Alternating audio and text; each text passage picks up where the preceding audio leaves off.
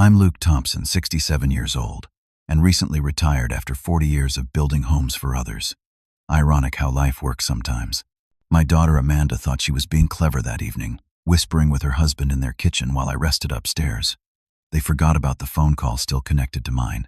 "He has to go to a nursing home," she said. "We can sell this place for at least $890,000 only." My heart shattered that night, but what happened next? If you're watching this, drop a comment telling me where you're from and subscribe for more real-life lessons. I spent my entire working life as a custom home builder in Portland. Started from scratch with just a toolbox and a pickup truck when I was 25, and built it into Thompson Custom Homes. We never became huge, but we developed a solid reputation for quality craftsmanship and attention to detail. I took pride in every house I built, treating each one like it was going to be my own. Funny thing is, the house that became the center of this whole mess was one I built with my own hands, intending it to be the forever home for my family. Janet and I moved into that house when Amanda was just 7 years old. 4 bedrooms, 3 bathrooms, a beautiful open kitchen that Janet had designed herself, and a backyard with a tire swing hanging from the big oak tree. Janet planted a garden along the south side that bloomed magnificently every spring. That house on Oak Ridge Drive held 35 years of memories, both beautiful and painful. Janet was the love of my life. We met in high school, married young, and spent 42 years together before cancer took her 3 years ago. Pancreatic cancer. It was quick and brutal, just 6 months from diagnosis to the end. I still reach for her in bed sometimes, even after all this time. Amanda was our only child. Janet had complications during the pregnancy, and doctors advised against having more children. But Amanda was enough. She was the light of our lives, especially mine. I taught her to ride a bike in our driveway, built her a treehouse in the backyard when she was 10, and stayed up all night helping her with science fair projects. She was Daddy's little girl in every sense of the phrase. I paid for her education at Northwestern University, where she studied business administration. I walked her down the aisle when she married Derek Gordon, a financial advisor with a charming smile and firm handshake. I even helped them with the down payment on their first house, a starter home, about 20 minutes from ours. I wanted to give them a good foundation. When Janet passed away, I tried to keep going. I continued working for another year, but my heart wasn't in it anymore. At 65, I decided it was time to retire. I sold the business to my foreman, Paul, who had been with me for 20 years. The plan was simple: live in our family home, travel a bit, maybe take up woodworking as a hobby rather than a profession. I had savings, a decent pension, and the house was paid off. I thought I was set. Then came the health scare. Nothing major in retrospect, but at the time it was frightening. A mild heart attack while I was clearing leaves from the gutters. The neighbor found me sitting on the ladder, clutching my chest. After 2 days in the hospital, the doctor said I was fine but should take it easy and avoid climbing ladders. That's when Amanda suggested I move in with them temporarily. Their house had a guest room on the first floor, no stairs to climb. She said she worried about me being alone. I was reluctant at first, but she insisted. "Dad, it makes sense. Just until you're back on your feet," she said. "The kids would love having you around more." So I agreed. I rented out my house to help cover some medical expenses and moved into Amanda and Derek's guest room. Their children, my grandkids, Jackson and Lily, were 12 and 9 at the time. They seemed genuinely excited to have me there. Jackson was just getting interested in building things, and I enjoyed teaching him how to use tools safely. Lily would read to me in the evenings, her small voice carefully pronouncing the big words in her books. The first 6 months were pleasant enough. I cooked dinner twice a week, specialty dishes that Janet had taught me. I picked up the kids from school when Amanda and Derek were working late. I fixed things around the house, saving them the cost of hiring handymen. I tried to contribute to not be a burden, but gradually things began to change. Amanda's patience grew thinner. She'd correct how I loaded the dishwasher or critique how I folded the laundry. Small things, but they added up. Derek started coming home later and later.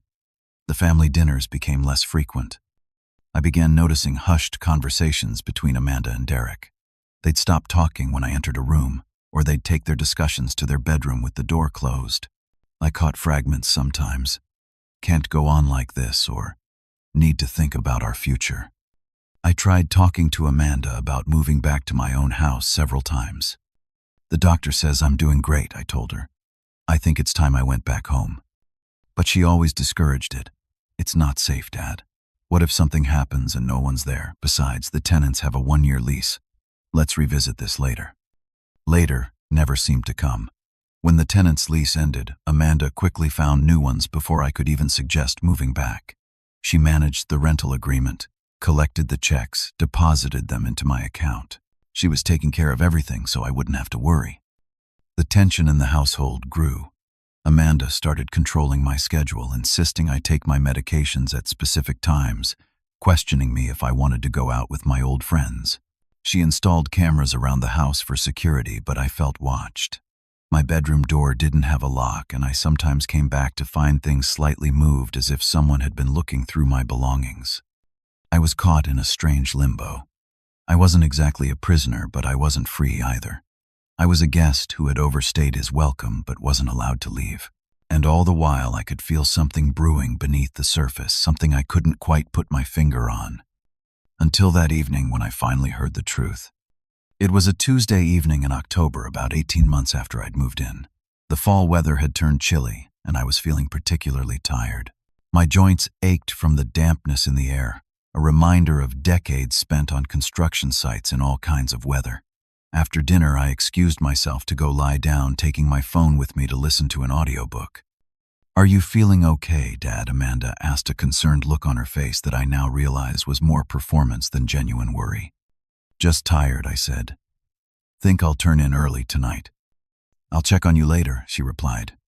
I settled into bed, and about 20 minutes later my phone rang. It was Amanda calling from downstairs. "Dad, just making sure you're okay. Do you need anything before we clean up the kitchen?" "No, I'm fine," I assured her. "Just resting. Good night." "Good night, Dad." The call ended, or so Amanda thought. But something went wrong with the connection. Instead of hanging up properly, the line stayed open. I was about to end it from my side when I heard her voice again, now speaking to Derek, in a completely different tone. "He's fine. Just going to sleep early again," Amanda said, her voice no longer carrying that sugary concern. "Good," Derek replied. "We need to talk about the situation. This can't go on." I should have hung up. A decent man respects others' privacy. But something in Derek's tone made me pause, my finger hovering over the end call button. I know Amanda sighed heavily. "It's been almost 2 years now. This was supposed to be temporary.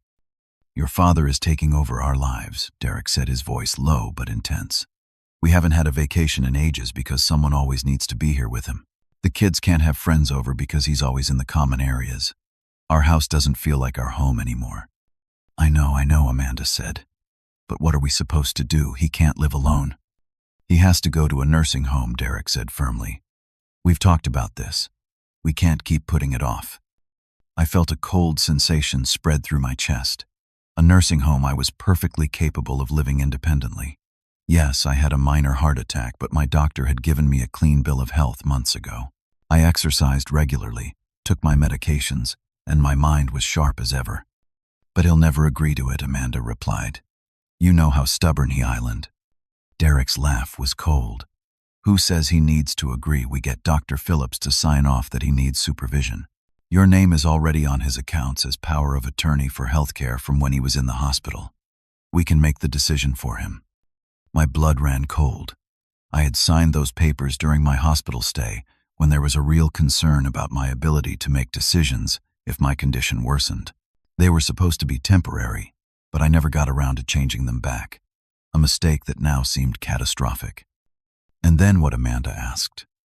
"Then," Derek said, his voice taking on an excited edge, "we sell this place. With the current market, we can get at least $890,000 for it, maybe more." "This place," I whispered to myself, confused. Did he mean their house? "But the house is his," Amanda said. "On paper, sure," Derek replied. "But you're his only heir. Once he's in a facility, the house is just sitting there empty. We can convince him to sign it over. Tell him it's for estate planning purposes, to avoid probate later. He trusts you." I couldn't believe what I was hearing. They were planning to put me away and take my house. The house I built with my own 2 hands for my family. The house where Amanda grew up. The house full of memories of Janet. We could pay off our mortgage, Amanda mused, clearly warming to the idea. Renovate this place finally. Maybe even buy that vacation property in Bend you've been talking about. Exactly, Derek said. And invest the rest. This is our chance, Amanda. Your dad is sitting on a gold mine that he doesn't even use anymore. It makes sense for the assets to transfer to the next generation now, not after he's gone. He's just going to drain it all on medical expenses anyway. What about his retirement savings? Amanda asked. That will go toward the nursing home costs, Derek explained. Medicare doesn't cover everything, but if we play this right, we can protect the house value for ourselves. They continued talking, making plans for my life without once considering what I might want. They discussed nursing homes, focusing on cost rather than quality of care. They talked about how quickly they could sell the house, who they'd need to contact, how they'd divide the profits. Not once did they mention using any of the money for my care or comfort. Not once did they express any guilt about their scheme.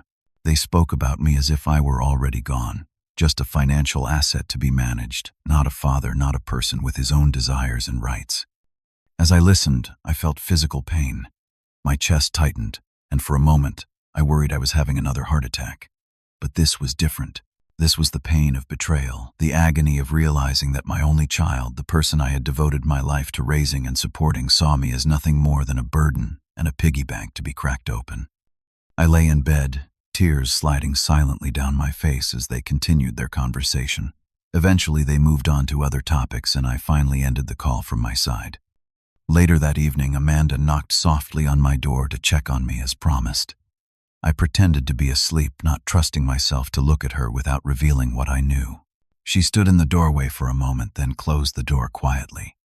I spent the entire night staring at the ceiling, replaying their words over and over in my mind. By morning, shock had given way to determination. I wasn't going to confront them immediately.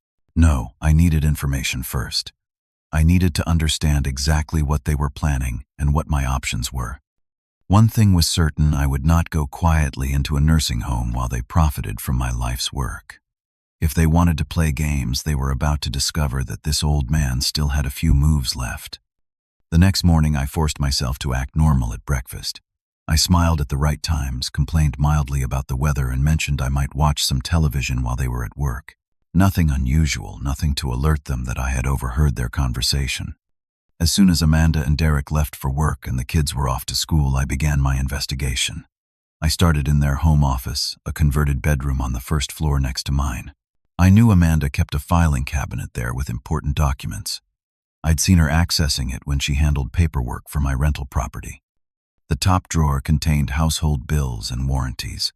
The second drawer held their financial information, investment statements, and bank records. The third drawer down was more interesting. Here I found a folder labeled Luke Care Options. Inside were brochures from 3 different nursing homes, all located about 40 minutes away from their house. Not the upscale retirement communities closer to town, but basic facilities that focused on medical care rather than quality of life. Each brochure had notes in Amanda's handwriting about costs and insurance coverage. The cheapest option was circled in red pen. There were printouts of email exchanges with administrators at these facilities, including a confirmation for a tour Amanda and Derek had taken 2 weeks earlier. In one email, Amanda had written, "My father is becoming increasingly unable to care for himself. We're concerned about his safety living independently." A blatant lie. In another drawer, I found a draft email to a realtor. "We're considering listing a property in the spring. It's a 4-bedroom, 3-bath custom home in the Oak Ridge neighborhood, approximately 2,800 square feet. The house would likely need some updates to maximize value, but the location is excellent. We're hoping for a listing price around $890,000. My house. They were already planning to sell my house.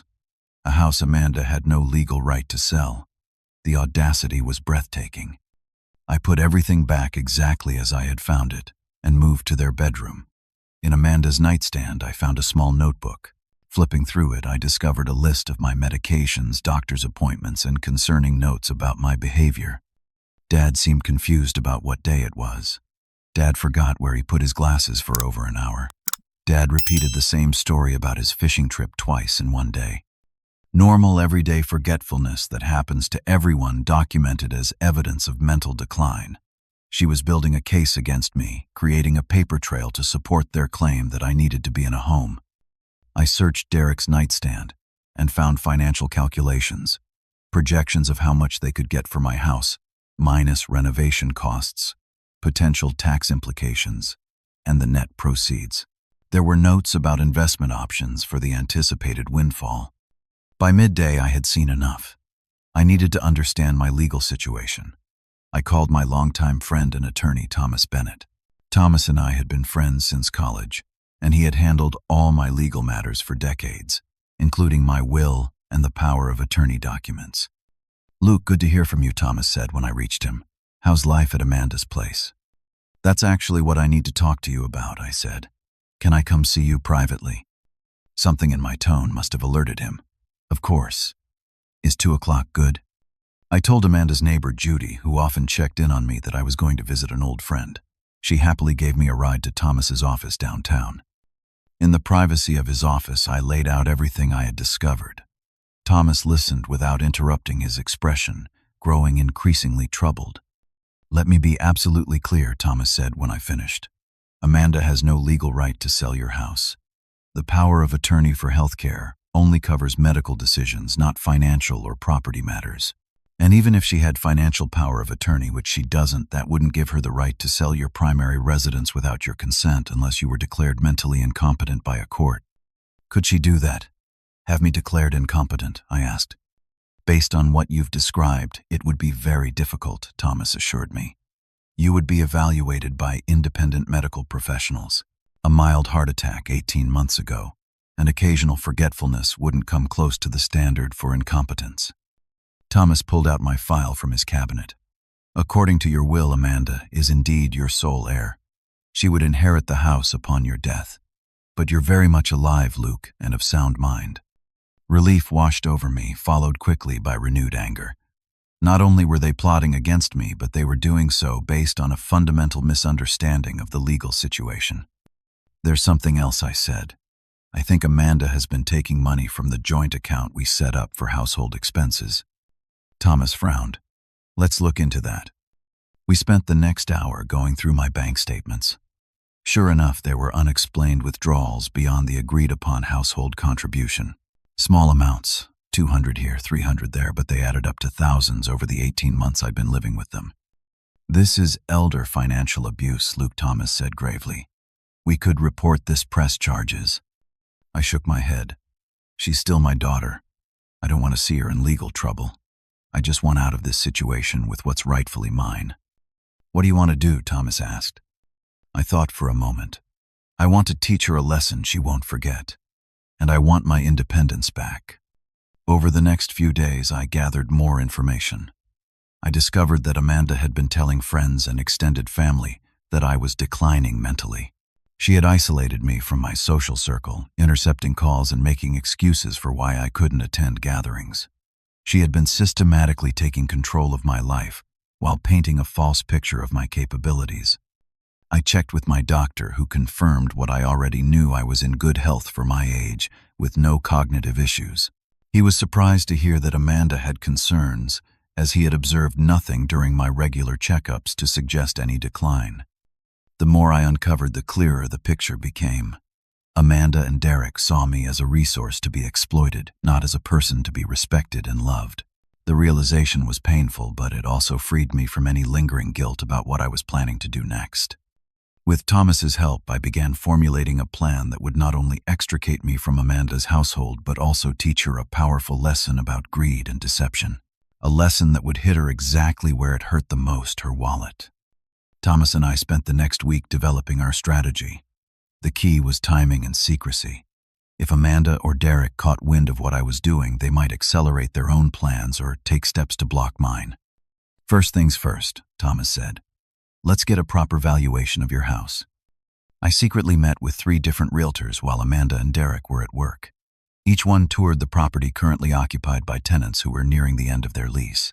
The consensus was that the house was worth between $910,000 and $950,000 only in the current market, potentially more with some updates. Derek's estimate of $890,000 had actually been conservative. "The tenant's lease ends in 6 weeks," I told Thomas. "That's our window." "We need to find you a buyer who can move quickly," Thomas said, "and you need to decide where you want to live afterward." I had already been thinking about this. My house, while full of memories, was larger than I needed. The yard required maintenance that was becoming more difficult as I aged. Perhaps this was an opportunity for a fresh start. "I want something smaller, more manageable," I told Thomas. "Maybe a condo or a townhouse. Single level, but in a different neighborhood where Amanda won't easily find me." Thomas nodded. "I have a client who's a developer. He recently completed a small community of luxury townhomes for active seniors. Private, secure, with amenities like a gym and community center. Let me make a call." By the end of the week, I had toured and fallen in love with a 2-bedroom townhouse in a gated community called Riverside Meadows, about 15 miles from Amanda's house. It was perfect single-level modern low maintenance with a small private patio garden that would be manageable for me. The community had a gym, a pool, and regular social activities. The price was $420,000, well within my budget if I sold my house. Now I needed a buyer for my house. Thomas reached out to his network and found a couple relocating to the area for work. They needed to close quickly and were willing to pay a premium for the right property. After seeing my house, they offered $925,000 with a 30-day close and minimal contingencies. "This is perfect," Thomas said, "but we need to time this carefully." The next piece fell into place when Amanda and Derek mentioned an upcoming business trip. Derek's company was sending him to a conference in Chicago, and Amanda decided to join him for what she called a much-needed break. "We'll be gone for 5 days," Amanda told me. "The kids will stay with Derek's parents. Will you be okay by yourself, Dad?" "I'll be fine," I assured her, hiding my excitement. "You two deserve some time away." This was the opportunity we needed. As soon as their trip was confirmed, I set the plan in motion.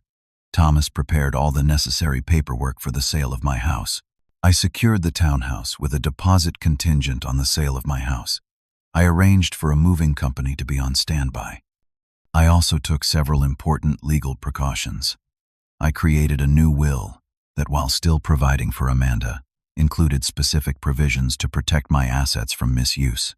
I established a trust for my grandchildren's education that neither Amanda nor Derek could access for other purposes. I revoked the healthcare power of attorney and designated Thomas as my new healthcare proxy. To counter Amanda's false narrative about my mental state, I underwent a comprehensive cognitive assessment with a geriatric specialist. The results confirmed what I already knew. I was mentally sharp, fully capable of independent living, and making my own decisions. I had the doctor document this officially. I also set up a video recording with my doctor discussing my health status and cognitive abilities, creating irrefutable evidence of my competence. Thomas suggested this as a precaution against any future claims by Amanda. As the day of Amanda and Derek's trip approached, I began quietly packing my most important possessions. Family photos, Janet's jewelry, personal documents, and sentimental items that couldn't be replaced. I stored these in a secure location that Thomas arranged. I coordinated with the buyers of my house to close the sale on the second day of Amanda and Derek's trip. The timing was tight, but everything was in place. The buyers agreed to let me leave some furniture in the house temporarily, which would maintain the illusion that nothing had changed until Amanda and Derek returned. The day before their departure, Amanda gave me detailed instructions about medication, emergency contacts, and what to do if I needed help. I nodded along, playing the role of the dependent father, while inside I was counting the hours until I could reclaim my independence. "We'll call to check on you every day," Amanda said, her tone suggesting she was leaving a child rather than a fully capable adult. "Have a wonderful time," I said, hugging her. Despite everything, part of me still loved her. She was my daughter, and I hoped that someday she would understand the lesson I was about to teach her. The morning of their trip arrived. I woke early to see them off, waving from the driveway as their car pulled away. As soon as they were out of sight, I called Thomas. "They're gone. It's time." The next 5 days were a whirlwind of activity. The house sale closed smoothly with the proceeds deposited directly into my new secure account that Amanda had no access to. I purchased the townhouse using cash to expedite the process. The moving company transferred the possessions I wanted to keep to my new home. I selected specific items from the family home to take with me: Janet's favorite reading chair, the grandfather clock we had received as a wedding gift, photo albums, and heirlooms that had been in my family for generations. These were things that had sentimental value to me, but that I knew Amanda had never particularly cared about. For the items I left behind in the house, I created a detailed inventory with photographs. These would remain temporarily to be removed after Amanda and Derek discovered what had happened. I wanted the house to look normal upon their return, with the surprise coming only when they read my note. On the 4th day, I moved into my new townhouse. It felt strange at first, this new space without the memories embedded in the walls. But it also felt like freedom. I arranged my furniture, hung a few pictures, and began to see how this could become home. The final piece of my plan was the note. I spent hours drafting it with Thomas, providing legal advice on the wording. It needed to explain what had happened, why I had done it, and what would happen next, all while being legally unassailable. On the morning of Amanda and Derek's return, I visited the old house one last time. I walked through each room, saying goodbye to the space where Janet and I had raised our daughter, where we had built a life together.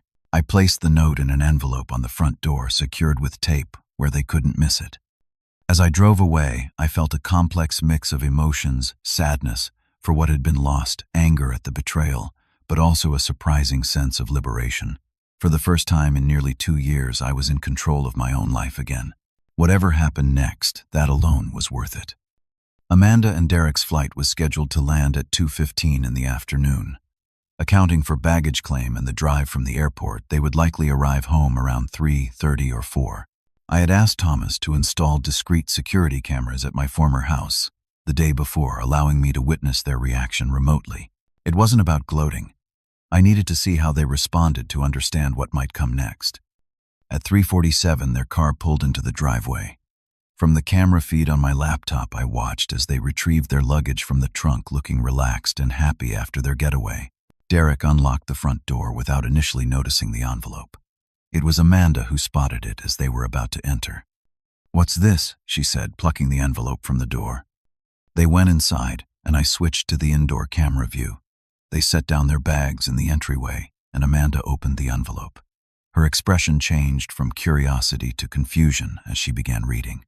Derek read over her shoulder, his face darkening with each line. The note read, "Amanda and Derek, by the time you read this, the house you're standing in will no longer belong to me. It has been sold for $925,000 to a lovely couple who will be taking possession in 2 weeks. You are currently trespassing on their property, though I've arranged for you to have time to remove any belongings you may have left here.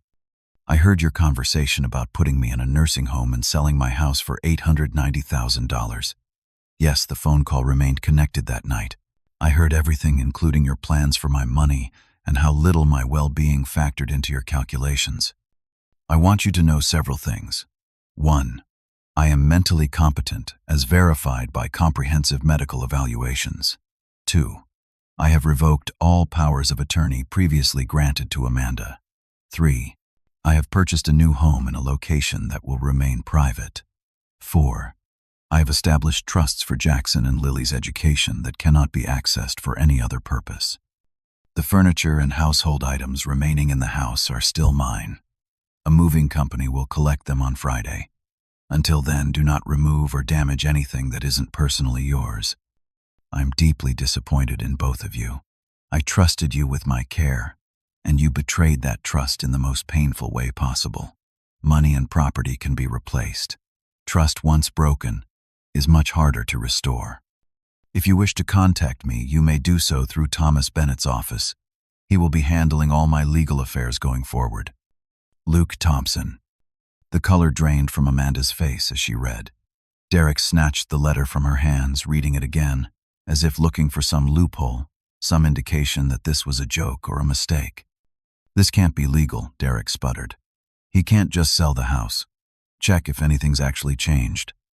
Amanda rushed to the kitchen and tried opening drawers and cabinets. Everything looked the same, exactly as I had planned. For a moment, doubt crossed her face. "Try your key in the front door again," she suggested to Derek. He did, and of course it worked. The locks hadn't been changed yet. That would happen after they'd had time to remove their personal items as arranged with the new owners. See, the key still works. Maybe this is just him trying to scare us, Derek said, but his voice lacked conviction. Amanda pulled out her phone and dialed my number. It went straight to voicemail as I had expected. Dad, it's Amanda. We just got home and found your note. This isn't funny. Call me back immediately. She tried again and again over the next hour, leaving increasingly desperate messages. I watched through the camera as she paced the living room, alternating between anger and tears. Derek was on his phone too, presumably calling his lawyer. By evening, the reality was setting in. Amanda had contacted the county recorder's office online and discovered that yes, the property had indeed been transferred to new owners 2 days earlier. Derek had spoken to his lawyer, who confirmed that they had no legal claim to the house or proceeds from its sale. Their argument started small but escalated quickly. This is your fault, Derek snapped. You pushed too hard with the nursing home talk. My fault. You're the one who brought up selling the house. You and your big plans for the money, Amanda shot back. He must have been spying on us for weeks, going through our things. Who knows what else he found, Derek said, his paranoia growing. He's my father. How could he do this to us? After everything we did for him, Amanda cried, her sense of victimhood astonishing given the circumstances.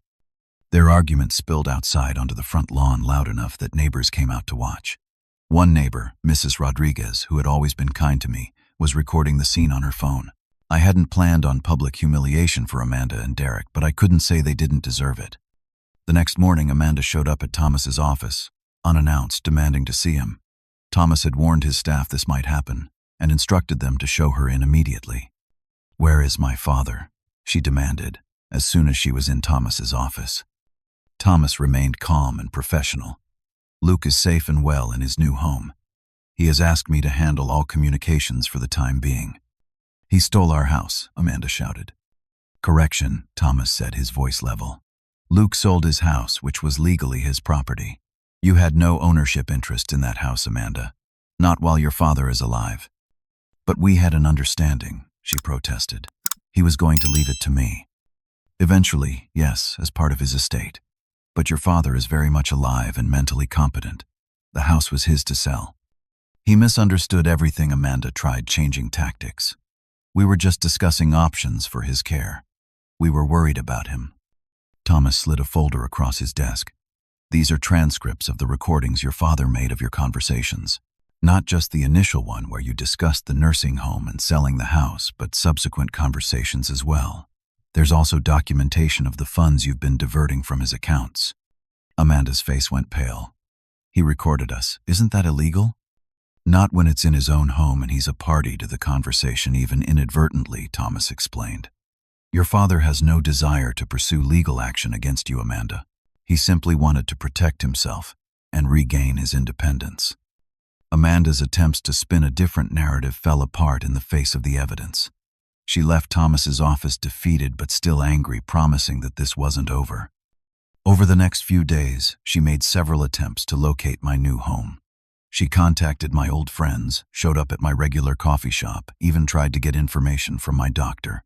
But I had prepared for this, alerting everyone to direct any inquiries to Thomas. The fallout extended beyond Amanda and Derek. Family, friends, and relatives who heard what had happened were shocked by their behavior. People began to distance themselves from Amanda, especially those who had known me for years, and found it hard to believe I was experiencing the mental decline she had claimed. The new reality was settling in for all of us. I had my freedom, but had lost my relationship with my daughter. Amanda and Derek had lost their windfall and their reputation. It was a high price to pay, but perhaps a necessary one. The first week in my new townhouse was a mixture of challenges and unexpected joys. I had to learn the quirks of a new home, which light switch controlled what, how to adjust the thermostat where the best spots were for morning sunlight.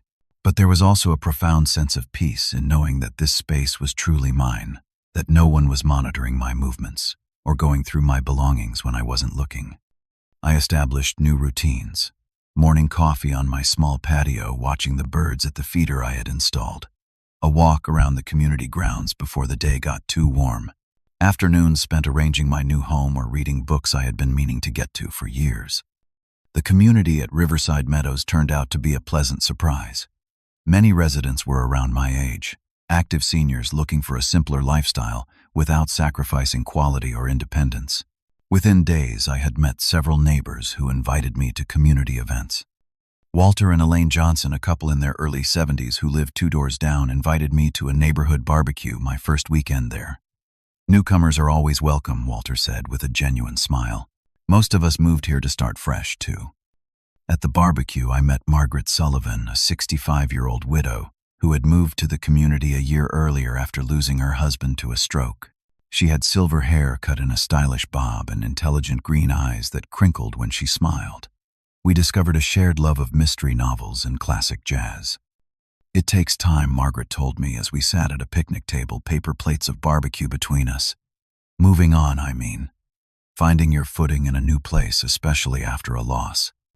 "I'm dealing with a different kind of loss," I admitted, and found myself telling her about Amanda's betrayal. I hadn't planned to share my story so soon, but something about Margaret's calm presence made it easy to talk. She listened without interruption, then said simply, "Family can hurt us deeper than anyone else, because we love them the most. But you did the right thing protecting yourself." Margaret became a regular visitor to my townhouse, bringing homemade bread or just stopping by for coffee. Our friendship developed naturally without pressure or expectations. It had been a long time since I had connected with someone new, and I had forgotten how invigorating it could be.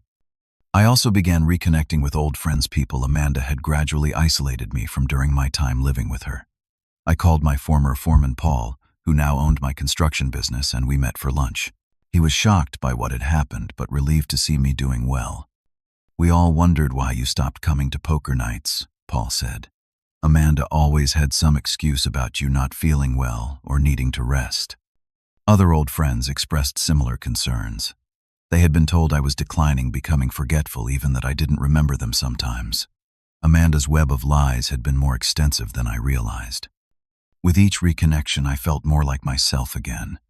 These were people who had known me for decades, who could see that I was still the same. Luke Thompson, perhaps a bit older and grayer, but still sharp and capable. My health actually improved in my new environment. Without the constant stress of walking on eggshells in Amanda's home, my blood pressure normalized. I slept better. The community gym gave me access to equipment I hadn't used in years, and I started a modest exercise routine under the guidance of the community's fitness coordinator. About 3 weeks after moving in, I received the first text message from my grandson Jackson. "Grandpa, where are you? Mom won't tell us what happened. Are you okay?" It was a challenging moment. I didn't want to poison my grandchildren against their parents, but I also wouldn't lie to them. "I'm fine, Jackson. I've moved to a new home where I can be independent. Your mom and I had a disagreement about what was best for me. I still love you and Lily very much, and I hope to see you soon."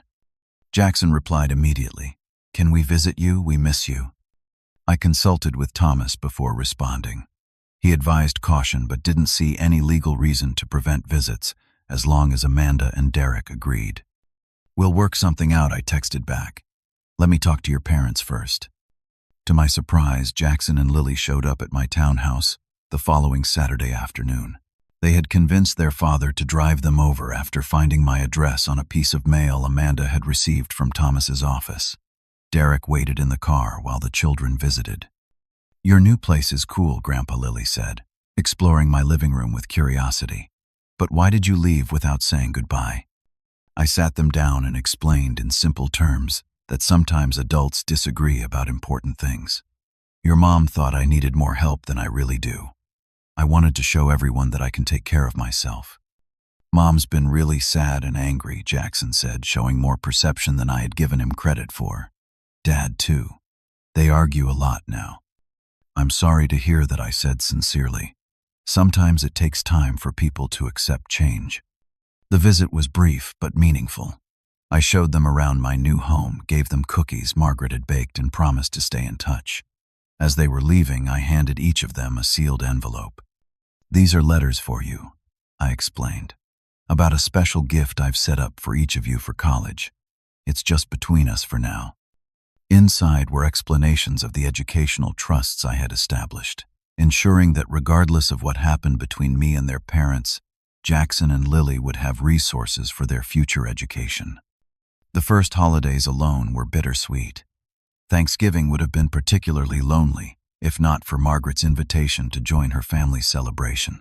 Her daughter, son-in-law, and 2 teenage grandchildren welcomed me warmly, incorporating me into their traditions as if I had always been part of them. Family isn't just who you're related to, Margaret told me as we washed dishes together after dinner. It's who makes space for you at their table without hesitation. By Christmas, I had established enough of a relationship with Jackson and Lily that they were allowed to visit again, bringing presents and staying for a few hours. Amanda remained distant, communicating only through terse text messages about logistics for the children's visits. As winter turned to spring, I found myself thinking less about what I had lost and more about what I had gained. My new home, while smaller, was comfortable and suited to my needs. I had new friends and had reconnected with old ones. I was involved in community activities, including a woodworking club that met in the community center's workshop. I also discovered a new purpose. A neighbor who learned about my background in construction asked if I would consult on a home renovation he was planning. This led to other requests, and soon I had started a small consulting business, offering advice to homeowners on renovations and repairs. It wasn't physically demanding work, but it kept my mind active and allowed me to share my knowledge. The extra income was welcome, though not necessary. The proceeds from selling my house after purchasing the townhouse had left me with substantial savings. I was financially secure, another worry Amanda had tried to use against me.